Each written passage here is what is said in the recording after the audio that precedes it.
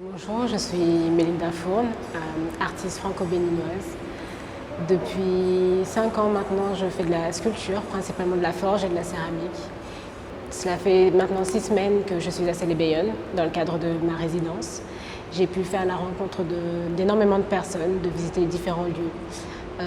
Je pense que j'ai été introduite ici à Dakar par Babacar. J'ai pu rencontrer des artistes au village des Arts, dont Bouba, qui m'a ouvert les portes de son atelier, dans lequel j'ai pu voir ses créations, qui sont bien différentes de celles que j'ai pu réaliser moi lors de mon parcours artistique. Ce qui m'a plu en arrivant ici, c'est d'être tout de suite dirigée vers différents acteurs, que ce soit des artistes, que ce soit des artisans. Et c'est cette approche qui m'a plu, l'idée de transmettre et de ne pas être cloisonnée, à devoir me contenter des savoirs que j'ai pu acquérir au fur et à mesure, mais justement qui est de réels échanges. Donc la pièce est principalement composée de pièces en métal qui servent de socle.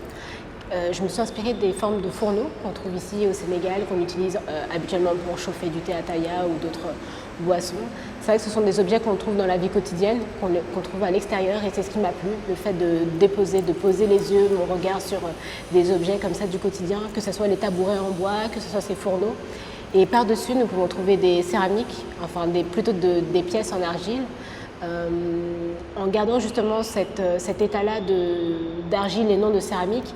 Pour moi, ça évoque l'idée de processus, le fait de me dire que j'ai une pièce qui est finie mais qui à tout moment peut renaître d'elle-même. C'est-à-dire que si une pièce tombe, au lieu de la jeter ou au lieu de devoir la recoller, finalement, je peux récolter, ramasser les monceaux de terre, les remettre dans l'eau et créer une nouvelle pièce. Donc c'est vraiment cette idée de processus qui m'a plu.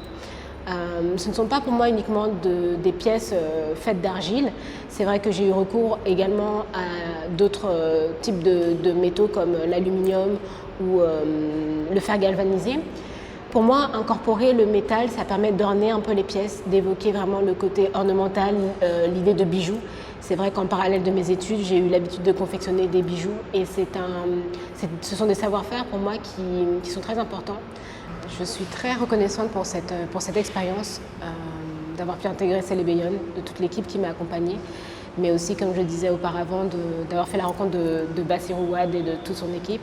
Je pense que venir ici au sein de Célébéyonne et d'être en contact avec des personnes autres que celles que j'ai l'habitude de voir me permet de sortir un peu de ma zone de confort, c'est-à-dire que, ayant fait une école d'art, on est souvent seul face à ces pièces. On a l'habitude de créer seul, même si quelquefois il y a des échanges, alors qu'en venant ici, finalement, je me suis rendu compte que ces pièces existent et elles n'existent pas uniquement grâce à moi. Mais je pense que c'est un travail collectif, chacun a mis la main à la pâte. C'est vrai que ça m'est arrivé de commencer une pièce et de la laisser et de voir quelqu'un la continuer. Et je pense que c'est aussi comme ça qu'on apprend, l'idée de se dire qu'être artiste, c'est pas se contenter de créer seul, de son côté, mais c'est aussi s'ouvrir aux autres, accepter que d'autres personnes aient leur regard, leur toucher, sans doute aussi leur avis, c'est ce qui nous aide le plus. Et voilà, je pense que les prochaines perspectives, ça serait de revenir ici au Sénégal, continuer ce travail de recherche sur tous ces savoir-faire qui disparaissent petit à petit et me perfectionner sur tout ça.